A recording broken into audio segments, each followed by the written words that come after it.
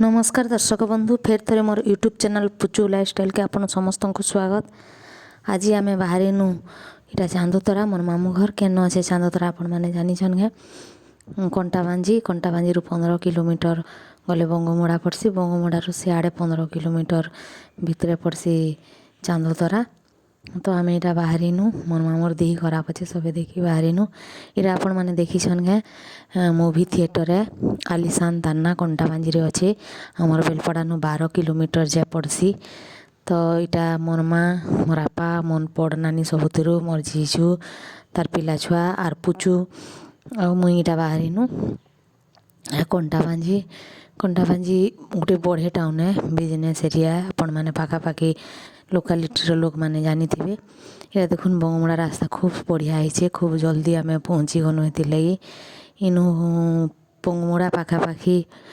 कंटाबांजी गले हेन गोटे रास्ता अच्छे जेन कि पुंजी पत्थर बोली करी गोटे देवी पूजा पाएसन आर पहाड़ उपरे शिवंकर मंदिर अच्छे चढ़ी कर जीवार पड़सी आर एटा जेनटा देखले एटा पार्क है पार्क होची पाखे क्या करके सेनो भी दर्शनीय स्थान है बोली कर बोधे पार्क तैयारी होची आर इटा जेनटा है मंदिर इटा देखुन दर्शन करुन अपन समस्ते। तारपर आम यहाँ पहुँची गनु न बंगमुड़ा ने फलमूल टिके मिठा चिठा टिके किना बिका कनु आर अटकिनु इटा इन टिके कोल्ड ड्रिंक्स पाती पी करी राजस्थानी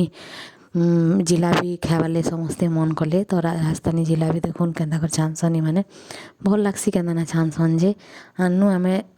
जिलाबी टिके खाई करी तापर कोल्ड ड्रिंक्स टिके पी करी फिर आम यहाँ पहुँची गनु न मोर मामू घर मोर नानी दादा के पहला भेटनु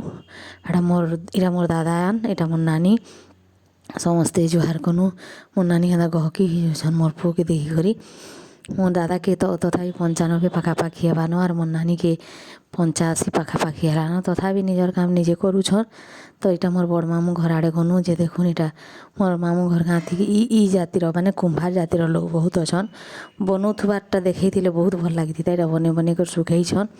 आर इटा आम पहुँचीनु मोर मामू घरे मोर मामू के पारालाइसिस है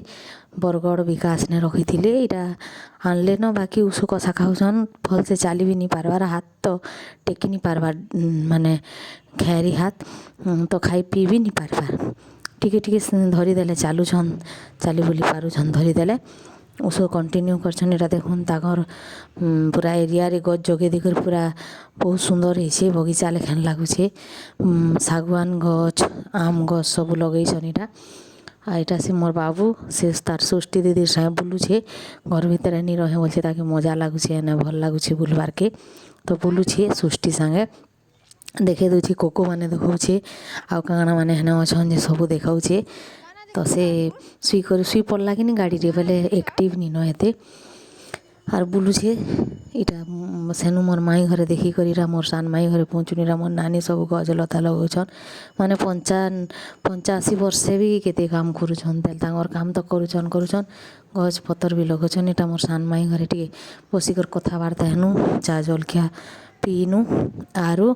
मोर दुईटा मामू है मोर बड़ मामू के पारालाइसिस है मोर सान मामू हाई स्कूल मास्टर अच्छन इटा तांगर घरे टिके खाना पीना कनु जलखिया पाती कथबार्ता ही करी बाहरीनु आम पलियानु इटा बहुत बड़ ब्रिजटे पड़सी सिंधे कलानु चांदोतरा के आपण मन के केनता लागला मोर वीडियो कमेंट रे जणाबे लाइक एंड सब्सक्राइब करबे थैंक यू।